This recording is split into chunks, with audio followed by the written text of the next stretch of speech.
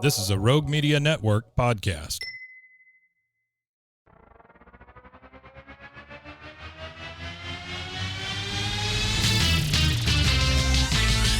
Bros and heroes.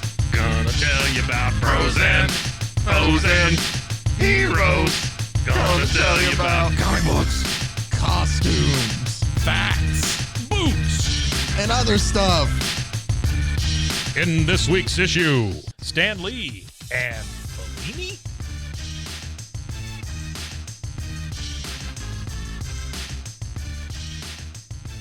Welcome into Bros, Foes, and Heroes. I'm Zach, joined as always by the mighty one, Mighty one. Mr. Mike. It Mighty sounds like, Mike. It sounds like I'm a dog food. Kind of. Well, we had Mighty Mutts. growing up. There were Mighty Mutts. We had Mighty Max, which was this little plastic toy figure. Yeah. And it had little play sets that were small. That it was like it would look like a snake's head, and you opened it up, and it had like I different remember levels that. and It stuff was like that. it was the boys' version of Polly Polly Pocket. Pockets. Yes. Yeah. I ever tell you about all the illegal Polly Pockets I had one time? No. I don't know how we would have gotten on that topic. I was running a dollar store. Like, I was managing a dollar store at one point. Okay. The one over by Waco High. Uh-huh. And, we had to hide the deodorant because people would run in and steal it. You had to move it to the back of the store. Uh-huh. But we would get all these pallets of like toys and stuff in, and they would be, let's say, irregulars. Okay. Because they were choking hazards or something. Yeah. And so we would have to zero them out. And zero them out means that you would mark them down to a penny, and that marks them off of inventory. Yeah. Right? I guess it's a system. I don't know, whatever. I also broke my foot while I was there because I dropped a sunglass display on it. Just not a good But I would experience there. No. And I would buy all of the toys from the dollar store, and then I would take them and sell them. So there's probably some kid out there that choked on a Polly Pockets because I sold it. All right. Mike's back in his toy bootlegging days. Oh, wow. A lot of stories, Zach. A lot of stories. Hey, I always enjoy them. I have stories for us. I know that Cool. it looks like we might be talking about Daredevil, but no, we're going to continue our conversation from last week still to keep talking about kind of the history of Marvel Comics. I'm enjoying in this. a sense. This is cool. Just some things that hit me that I thought, oh, I have that at home. I can bring it to point it out what had happened, and also just tell cool stories along the way. So we covered the Fantastic Four last week, which is essentially the birth as Marvel Comics kind of as we know it. Right. From there, and the popularity that begets. You start to see the different comics pop up, like the Incredible Hulk. We have Spider-Man, Thor. Eventually, it leads to the Avengers, Iron Man, like all the ones that you think and you know of from early Marvel. Sure. It starts with Fantastic Four, and they continue to grow in popularity. Marvel does. Well, they were cooler. They honestly were cooler because they had a sense of humor in them. That's the thing is, if you look at the time too, they were marketing themselves more towards college students and stuff like that too. Like when Stan Lee went and spoke at a lot of college campuses. Oh, really? Whereas that would have been DC cool to be at a college campus and Stan Lee comes and gives a talk. Well, and that's the thing is like the Mighty Marvel or the Merry Marvel marching system. I can never get all the acronym together. Sure. Was like, directed towards college students. Wow. For them to be. So they were more of a cooler, hip kind of with their pre-written scripts. Well, Stan, hand me that bottle. Things like that. And so they were kind of seemed cooler like that too. One of the stories though, just to kind of show that I always think are funny when I come across these. With their popularity, of course, new characters will want to be created and want to be made. In the book that I'm reading, Marvel Comics: The Untold Story by Sean Howe. This is actually read through number 2, and I have part of it marked for this story here. Did you buy it from the library? No, I checked it out. Oh, I figured maybe it was one of those library sales. You know how they sell the books Friends of the Library? Yeah. I go to those sometimes. No, this one is I need to buy my own copy, but I've checked it out both times when I've read it. I'm cheap, whatever. I got you. So well, it's only 12 cents, it says right there. So. Well, no, that's based off the cover. I get it. Sorry. I bet that thing, that is a very thick book. It is. It's like 400 something pages. Yeah. What? $29. Let's see if it has the price at the time of it. A lot 'cause of them it have should. prices on them.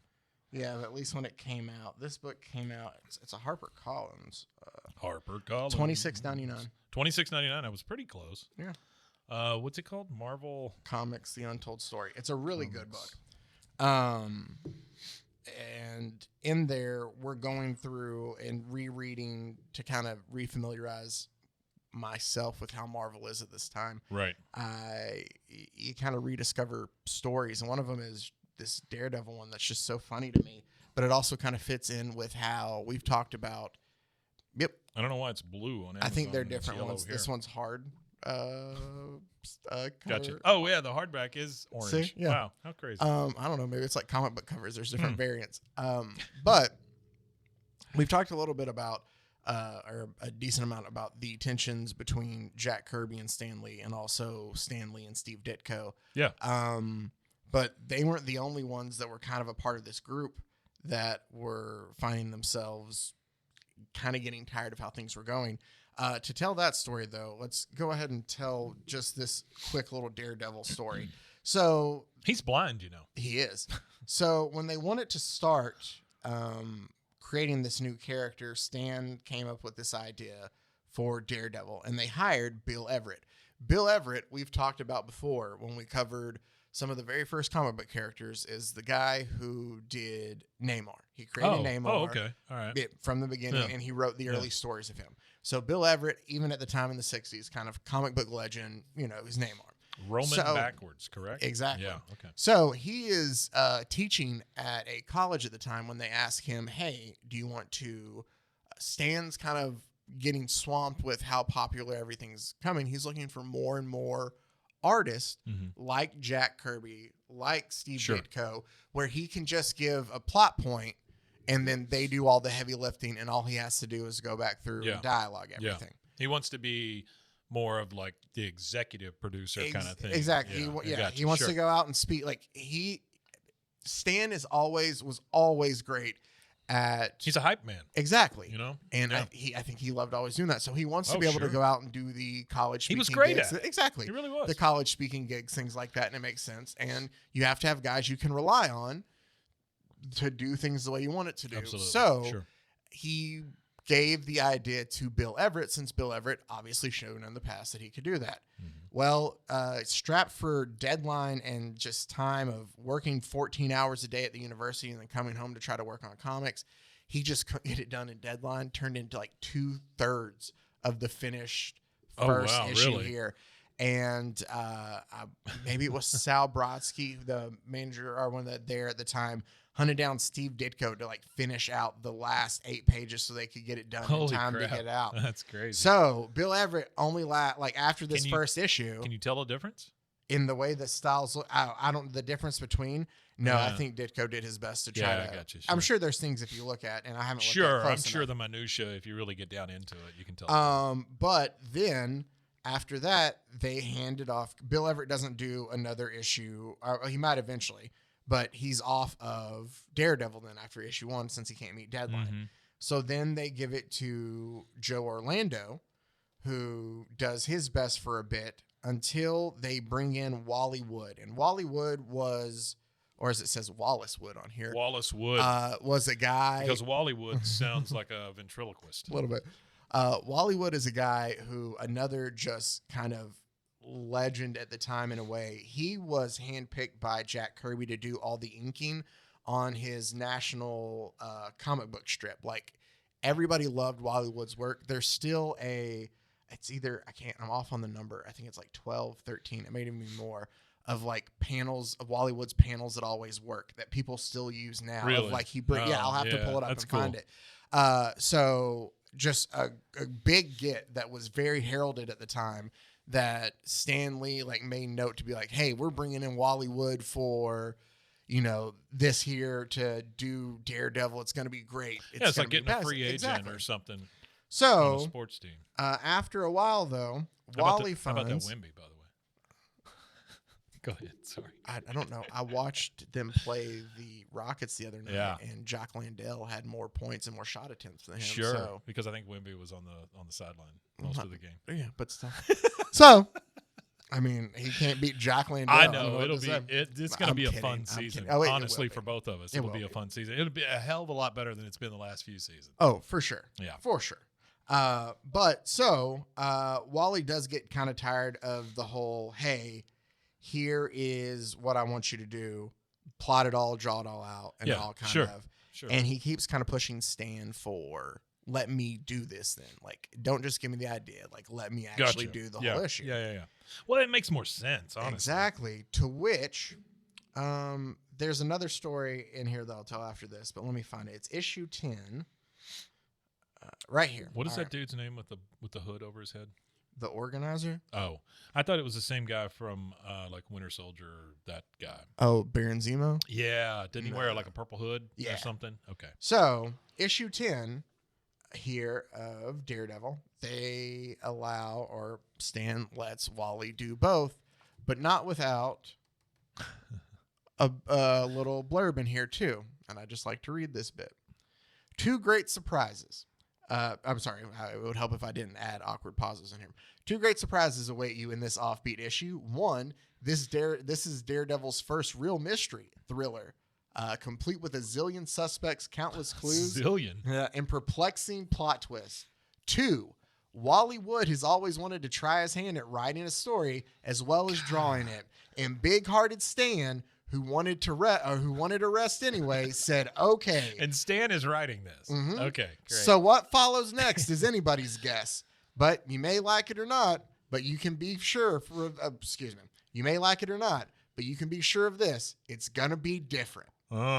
So, I'll give you the reins, but I want to make sure people know I didn't have anything to do with this. There's another one at this time. It might be Spider-Man 18, where Ditko's kind of starting to take the reins a bit more, where it says, hey, people always complain if sturdy Steve Ditko's doing all the work, how come Stan Lee's name's first? So I went ahead and I'm humble enough to make it happen. And I know it's tongue in cheek, and it has, pencil drawn by Steve Ditko first and then written by Stan Lee underneath it. And even though it's second, Stan Lee's name's bigger. Yeah.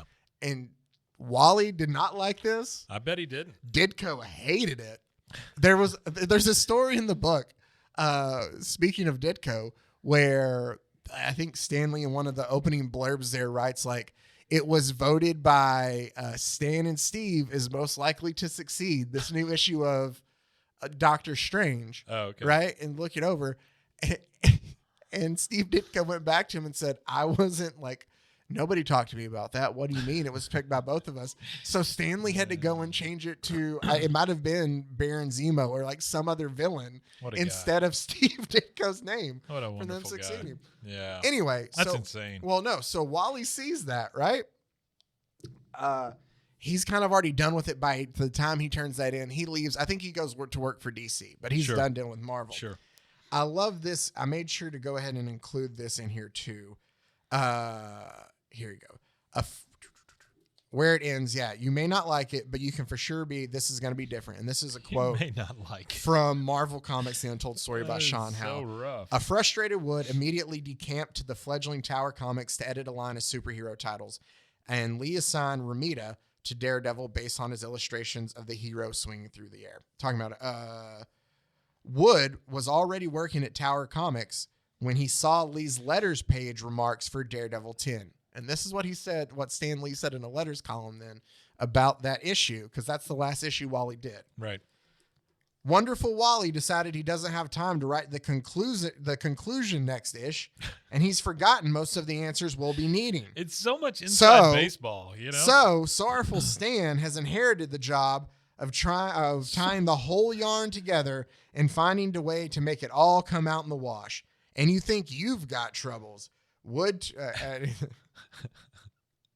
He's such. It says Wood Such turned a to his guy. Tower colleagues and fumed about Stan Lee. He'd hold the rage for years to come. Yeah.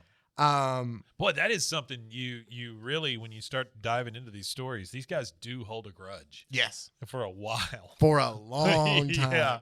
There is nobody that, at least in my athletes maybe, but athletes and comic book artists and writers who seem to hold grudges forever. Even athletes seem to let go of it before Some some of do. these guys, Some do. Well, that's true.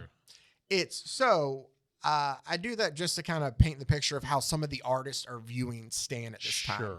I'm not doing it to straight up just trash Stan Lee. I think we've talked about this before, and I'll say it again. No, I'm You're not. just trashing I Stan think Lee. we're all shades of gray. For That's everything true. for everything that happens here that seems like it's like I think that Stan Lee was a victim in some instances himself in some aspects. So it's not like Well, yeah, I would think so. I don't think he was a terrible person. Sure. I just think he didn't. There's things could have been done differently on a lot of aspects, but he also had. We others. can all say that. Yeah, that's true. Sure. I mean, and to fill for him, like we told the story when he was first working there at Marvel after the war, when he had to let people go, of how he like Martin made him fire the whole staff, and it tore him up so much that he would have to leave and go to the bathroom between each person. That's I think that that's just nuts. It is that Stan Lee had like he was a decent dude, but it's just to kind of show how all the artists were viewing everything going on at the time. Sure. And that gets us to what I found then, which is a Village Voice article, which speaking of how things stay with people for a while, it's another story, and this is a bigger one. And then I'm going to take us to where essentially we kind of get to the end of an era at Marvel through the end of the 60s with this. But we'll go ahead and break all that down when we come back right after this. Bye.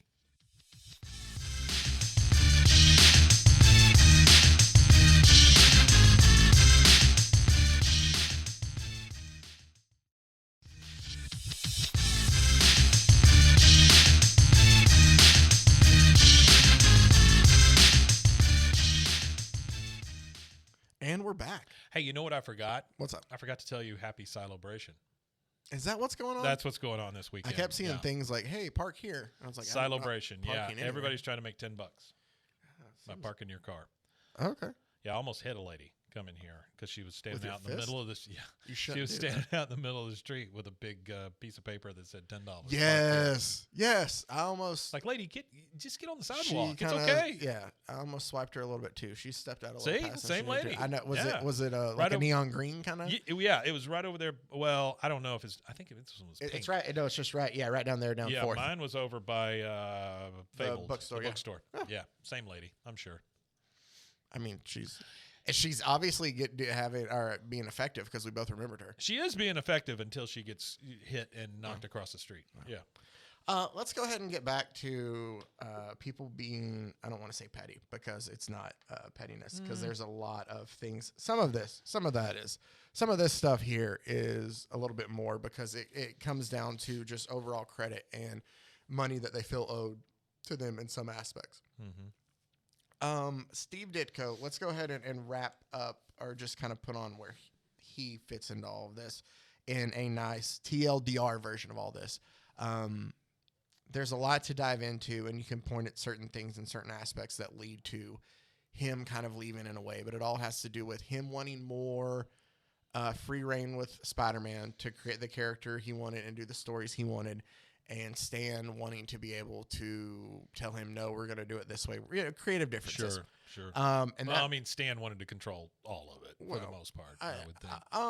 And if you're the head of, Yeah. No. he is. I will. The reason that there is like a giant Marvel, connected universe is because of Stan Lee. Yeah. So I think in his head that he had visions for how everything was supposed to kind of work out in a way too. I completely get it. It just I can see how big personalities like that. Oh, for sure. Yeah. But so Same as Trump. So, Ditko. That's the only thing wrong with Trump. Yeah. So Ditko wanted to be like focus more on Peter Parker the person, and obviously Stan Lee was like, no, we're a comic. Yeah, that makes sense. Sure. Anyway, it led to a bunch of things that just eventually deteriorated, and Ditko finally decided to leave. I found out again in rereading this that while he left, he wrote Jack Kirby a letter urging him to leave too. Hey, let's mass exodus this. Holy and crap. at the time, and it's a lot of times, Kirby, and I think you see this a lot. I think of like my grandparents and stuff like that, but just people who were around during the Depression, like Sure. having work and hanging on to work was Yeah, very important. So I don't Absolutely. think you would have ever seen Jack Kirby do that at the time without something else. Sure, So, sure.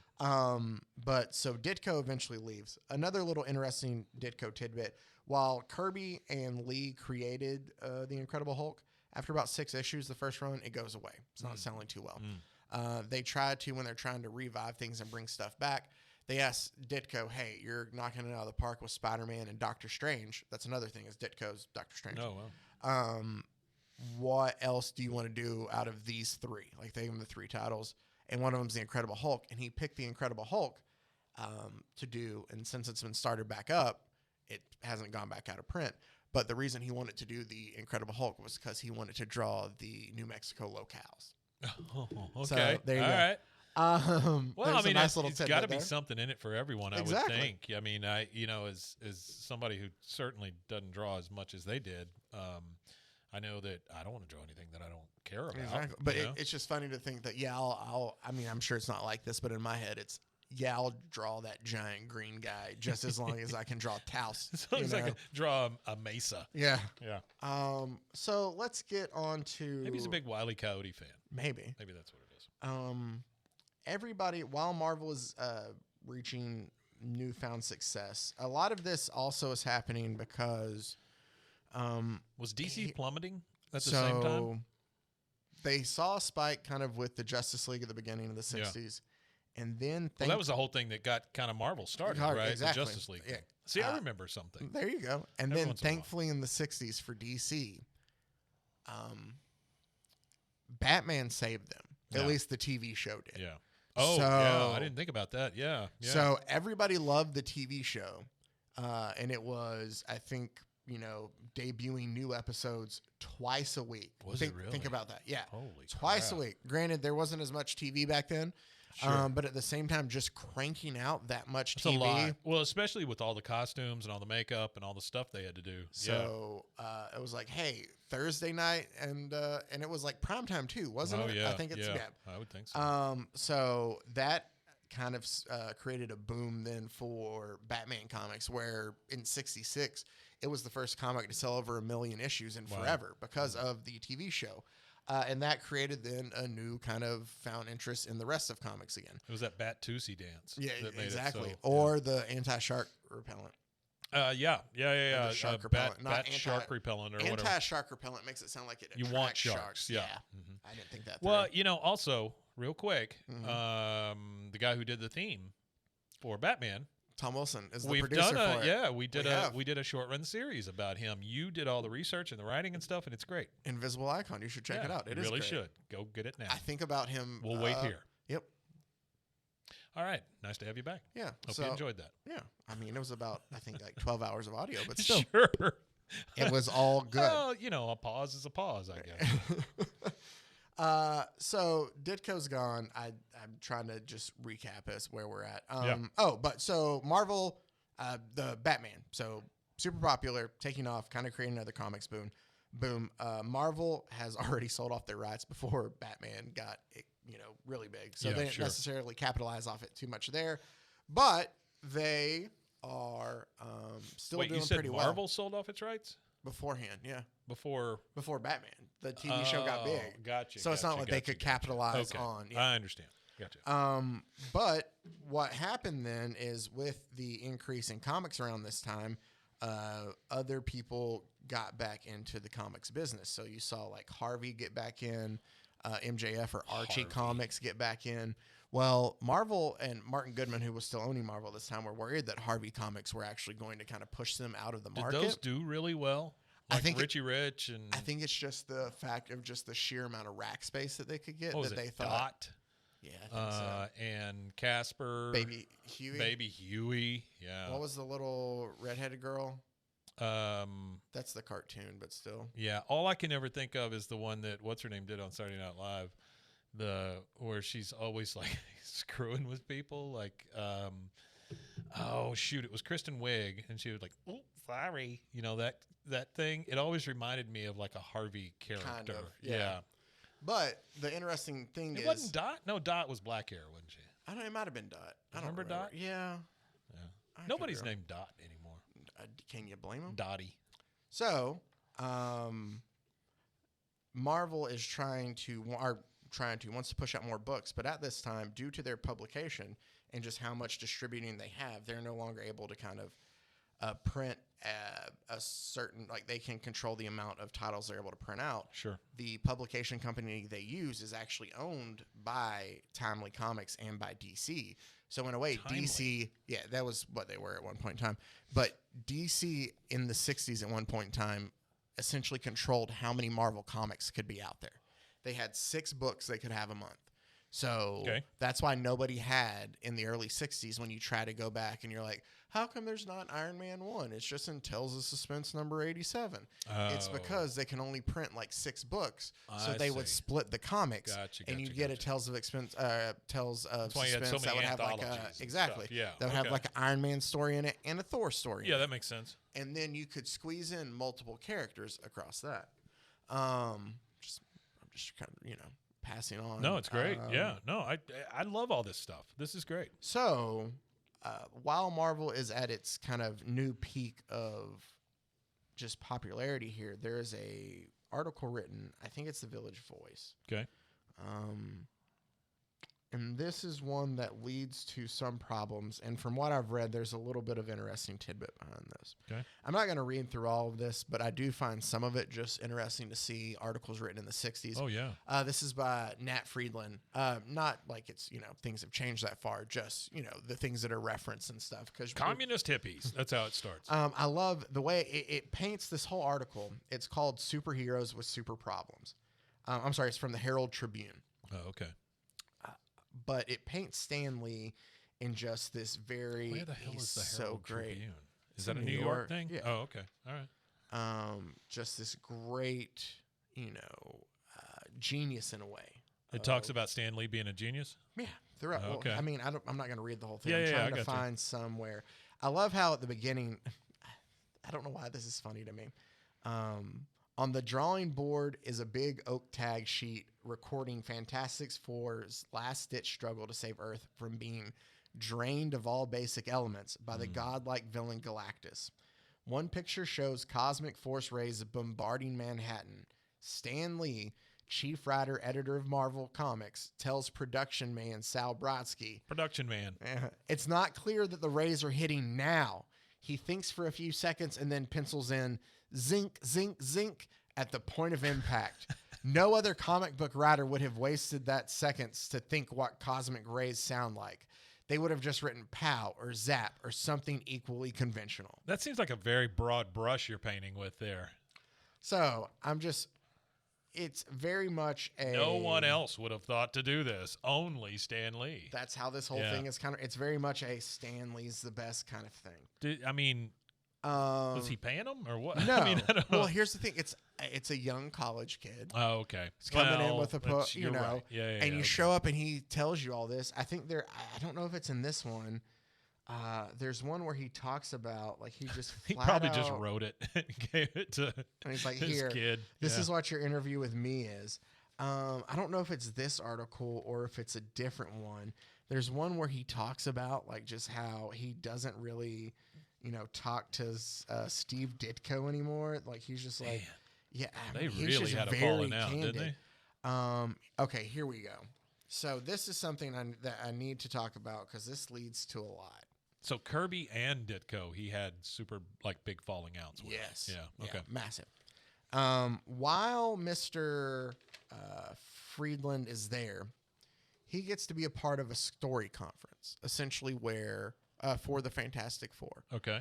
Where Lee and Kirby are supposed to be plotting out what the next issue of Fantastic Four is supposed to be that they're coming. And it's a big one. Okay. It's the big fight between the Fantastic Four and Galactus or the Silver Surfer. I can't remember, but it's, supposed to be this big moment. And I'll go ahead and here we go. I found the Ditko line too. I'll read the Ditko part and then I'll get right into the story conference part here. Okay.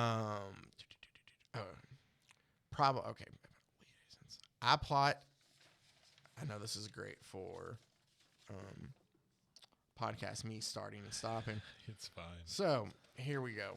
This is just Lee's quote here. I don't plot Spider-Man anymore. Steve Ditko, the artist, has been doing the the Storks. I think it's supposed to be Strokes, maybe. The Storks. I guess I'll leave him alone until cells start to slip. Since Spidey got so popular, Ditko thinks he's the genius of the world. We were arguing so much over plot lines, I told him to start making up his own stories. He won't let anybody else ink his drawings either. You think that's actually how that happened? He just drops off the finished pages with notes at the margins, and I fill in the dialogue. I never know what he'll come up with next, but it's interesting to work that way. That's his quote on Ditko right there in this piece. And then it goes right next to, actually, as I continue the article, Lee hardly ever writes out a standard picture-by-picture script anymore. He recently hired 3 assistant writers after 200 applicants flunked a sample Fantastic Four assignment. Flunked. But he doesn't think the boys are really yet ready yet for anything more demanding than Millie the Model and Kid Colt. Millie the Model and Kid Colt. Lee arrives at his plots in. Do you have any idea what those are? It was some, there were different comic books at the time. Kid Colt was a Western one, and Millie the Model, I don't know if it was like romance or like, I don't know, but yeah, it was a comic book at the time. Millie the Model. Don't know why that didn't take off. Lee arrives at his plots in sort of an ESP session with the artist. He inserts the dialogue after the picture layout comes in. Here he is, and I guess it had pictures in there too. Sure. Here he is in action at his weekly Friday morning summit meeting with Jack King Kirby, a veteran comic hook artist, a man who created many of the visions of your childhood and mine. A hook artist? What does that mean? Oh, okay. The King is a middle-aged man with... 60s were wild. It was. The King is a middle-aged man with baggy eyes and a baggy Robert Hollish suit. Oh, he is sucking a huge green cigar, and if you stood next to him on the subway, you would peg him for the assistant foreman in a girdle factory. A girdle factory. The Silver Surfer has been somewhere out in space since he helped the Fantastic Four stop Galactus from destroying Earth, begins Lee. Why don't we bring him back? Says Kirby. Suppose Alicia, the Thing's blind girlfriend, is in some sort of trouble, and the Silver Surfer comes to help her out. Lee starts pacing and gesturing as he gets warmed up. I see, says Kirby. He has a kind of high-pitched voice. But the Thing sees them together, and he misunderstands, so he starts a big fight with Silver Surfer. And meanwhile, the Fantastic Four is in lots of trouble. Dr. Doom has caught them again, and they need the Thing's help. Lee is lurching around, throwing punches now. Right, says Kirby. The Thing finally beats the Silver Surfer, but then Alicia makes him realize he's made a terrible mistake. This is what the Thing has always feared more than anything else, that he would lose control and really clobber somebody. Kirby nods. The Thing is brokenhearted. He wanders off by himself. He's too ashamed to face Alicia to go back home to the Fantastic Four. He doesn't realize how he's failing for the second time, how much the Fantastic Four needs him. Lee sags back in his chair, limp, spent, like he's just acted it all and he's exhausted. Kirby has leaped out of his chair. He was crumpled in. Great. The cigar is out of his mouth, and his baggy eyes are aglow. His high voice is young with enthusiasm. Here's the script, or here's the spirit that makes the Marvel Age of Comics. You can bet Stan Lee hasn't lost the touch that won him 3 first prizes in the Herald Tribune's biggest news of the week teen contest back at Old DeWitt Chilton High School. So, wow, that is a lot of fake awards. That story comes out. Yeah. Next morning, Stan Lee tells the story. He gets a phone call from Rosalind Kirby. Roz Kirby, Jack's wife. Essentially, Roz Kirby is Jack's wife. Okay, gotcha. Is the inspiration for Big Barda. Oh, so yeah.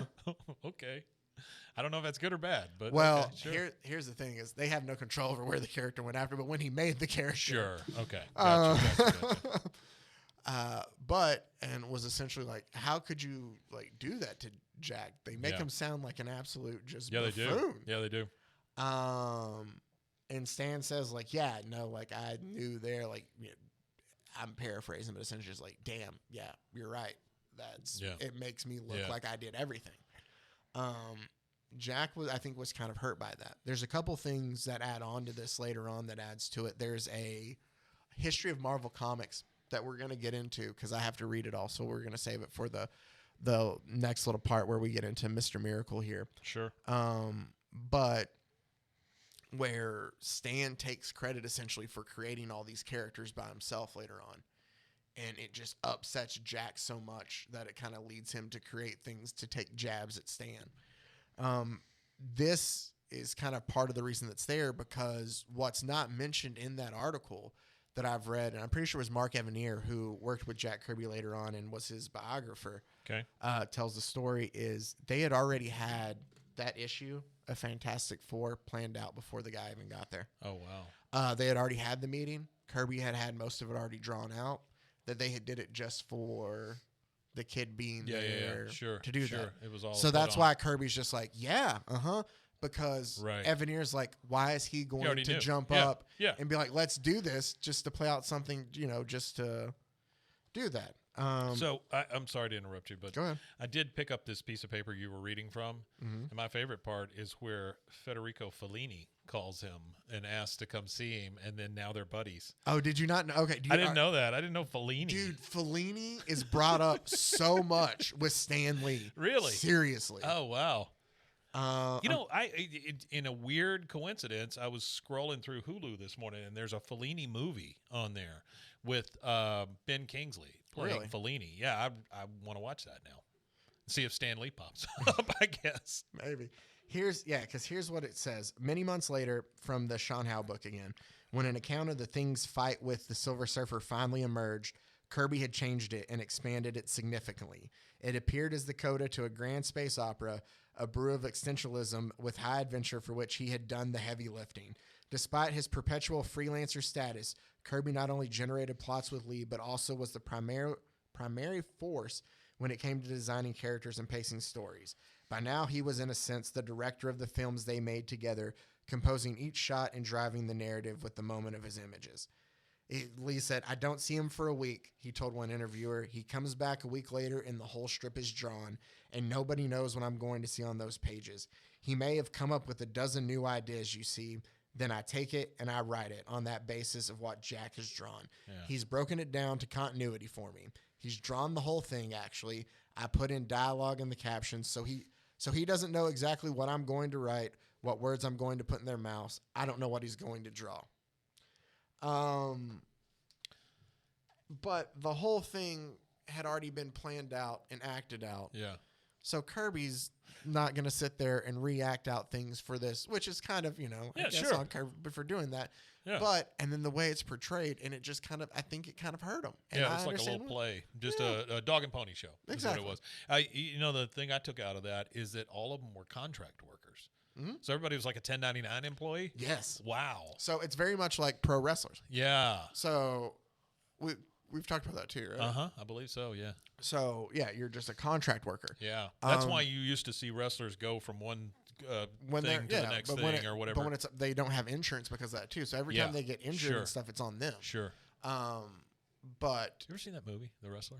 with Mickey Rourke? It's really good. It is good. It's a good movie. It is really good. Even if you don't like wrestling, it's still a good movie. Yeah. But so yeah, they were all contract workers. And that's part of the reason like Kirby kept spoiler alert in a sense, but you can just look him to find out. Part of the main reason that he leaves Marvel is contract disputes and him not feeling that he's getting what he's owed and what Martin Goodman has told him multiple times that he's going to get. Sure. With the if they were regular employees, exactly. maybe it would have felt differently. And with the popularity that everything has, there's action figures everywhere. Fucking There's cartoons everywhere. There's like Jack Kirby is seeing everything, all these things he created everywhere, and not getting anything for it. Yeah. It's the same thing with Simon and Schuster with Superman. Gotcha. And so it just creates kind of a bitterness there for him, rightfully so. But it also doesn't help that he feels that he's not even getting credit in the own books that he's doing. I will say that after this article and the Roz Kirby phone call, it does seem to line up that no longer was it written by Stan Lee, plotted by Jack. It was presented by Stan Lee and Jack Kirby on everything. Yeah. I feel this. It's funny because these kind of things pop up in all types of business. Oh, for sure. Where people, the guy that made Velcro, the guy that invented Velcro. He was working for like 3M at the time. He never got credit for it. 3M always did. And they were like, well, you're employed by us, so, we get all your stuff or whatever. I think about like the music industry right now. It's going through a big thing like that where all these independent artists, they put their music up and they get pennies, and they don't really get the credit for it. Yeah, no, but somebody like Spotify, they can up their prices 15 times a year and it's fine. Exactly. It is. It's very interesting to see. Wow. Well, there you go. So that's the next part. What we're going to get into next is essentially the end of the Kirby time at Marvel. Ditko's gone. You're moving into Roy Thomas eventually shows up, who's a big part of Marvel going into kind of the late 60s and into the 70s. But I'm trying to set us up to get up to talk about my favorite comic of all time, which was Mr. Miracle. Yeah. So to do that, I felt like that. I do. So to do that and get kind of just the deeper kind of part of it, I thought that it's nice to do a history lesson. And I don't know anything about him, Mr. Miracle. I have no clue. Well, here's what's so funny to me, and it's probably just because I'm so nerdy about this, is I'm doing this whole history lesson and explaining to you Jack Kirby and Stan Lee's relationship. Right. And what the character itself in Mr. Miracle meant to Jack and then its creation process, just to set up to tell you about a book written and drawn by two completely different people that aren't necessary. Okay. But it's just because that it's just so well on how it picks up on all that stuff. Yeah. But, I just think it's going to be a lot of fun. And I thought this was just another little thing for us to dive into. No, this is cool, man. It's very cool. I love diving into this stuff. I've told you, it's I know some of it, but very little. I just knew that those guys didn't get along and that sort of thing. When was this book written? Early 2000s, I think. Is it? Okay. Well, I say like 2008, maybe. Yeah. No. It's later than that because it has talks about the Marvel Cinematic Universe. One of my favorite stories. Oh, really? Yeah. One of my favorite stories when it comes to that is Marvel is bankrupt, and if I've told this story before. No, you're good. Marvel is having to deal with. Yeah, Marvel is having to deal with bankruptcy, and so they're trying to, find a way. Or no, they've just kind of come out of it, and they're working then on doing these movies. Sony. That was 70s, early 80s, right? Bankruptcy? Yeah. 90s. 90s. Into 2000. Okay. Yeah, that's right. You're right. Because mid 96, I think. It was unbelievable to me that company could go bankrupt. Yeah. Well, it can happen to anybody. Well, it's mismanagement. Very much so. Well, the whole comic book, the crash in the 90s sure. was... It's like baseball cards. Or exactly. It was, before, And I think the only reason that DC didn't was because they've been owned by Warner. So they, they have a little bit of a... I got a cushion. It doesn't hit them as hard. But... shit, what was it? But that was the thing that always made Marvel cool is they were kind of independent, and they were very on it, they had an edge to them. So they're pitching, like Sony wants Spider-Man movie rights. I'm probably going to be off on my money-wise. It's all right. It's been a while since I've read the story. I'll get to it eventually too. But they're meeting with one of the executives, and I think it's the deal. It's like, hey, I would like to talk about that Spider-Man and the rights thing. I think that's very interesting. Because it's the first one is, it's like, hey, you can essentially have the rights to Spider-Man for $15 million, or you can have the rights to all the Marvel products for $25 million. Wow. And Sony, apparently the person there was just kind of like, you guys can't do shit with them. What are we going to do with them? We don't want that. Yeah. No. Oh, boy. All we want is Spider-Man. What a misstep. So... then that leads to them going to Merrill Lynch and essentially using their characters as credit, or not as, but as collateral. Wow. To create the first Marvel movies. Really? If Iron Man doesn't work out, Merrill Lynch owns the characters. Holy crap. Yeah, That's it was crazy. 10. It's the characters that they used for Wave 1, I'm pretty sure, too. Yeah. So it's Iron Man, it's Captain America, it's, Well, and the deal with Sony screwed us out of starting with Spider-Man, and that kind of stuff. So, yeah. So there's a Spider-Man lot of stuff. Movies are not good. There's a lot of stuff to get into. Yeah. And maybe the first one's okay. Are you talking about the Sam Raimi one? I'm talking about Tobey Maguire, that first one. Yeah, the first wasn't one terrible. The second one's good. Yeah, it's okay. The second one's really good. Third one sucks. And that's Sam Raimi movie, so that's me saying a lot. I know. Because I love Sam Raimi, but that movie sucks. But the second one's probably the best one. There's Thomas Hayden Church in it too. And It's the Sandman. I love him. I love the dude, but and God dang, I don't mind Topher Grace as an actor either. Like the cast isn't bad. No, it's fine. I hate the stupid dancing and the There's a lot wrong Sure. with that. Well, we've talked about this before. But the biggest thing wrong with that whole movie is the amount of villains in it. Yes. Just stick to one and you're Yep. fine. There's 3. Why you don't need 3? It's stupid. Yeah. All right. Well, we'll complain Damn about you, that more Sony. later. As always, thank you guys for taking the time out to listen. Make sure you go ahead and check out roguemedianetwork.com RogueMediaNetwork.com. for the other great podcasts. Sorry, I should have waited longer. It took me about a half second to realize what was going on. You're fine. Yeah. You're fine. I didn't give you. I'm in celebration mode. So Oh, okay. Well, let's go ahead and get out of here so Mike can keep on celebrating. Thanks as always for taking the time to listen. Until next week, stay safe, everybody. Golly con.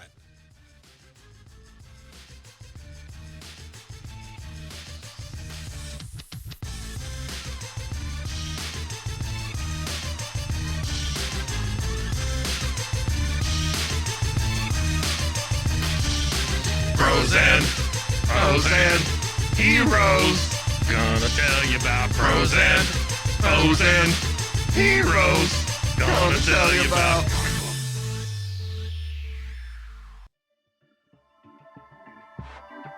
This has been a Rogue Media Network production.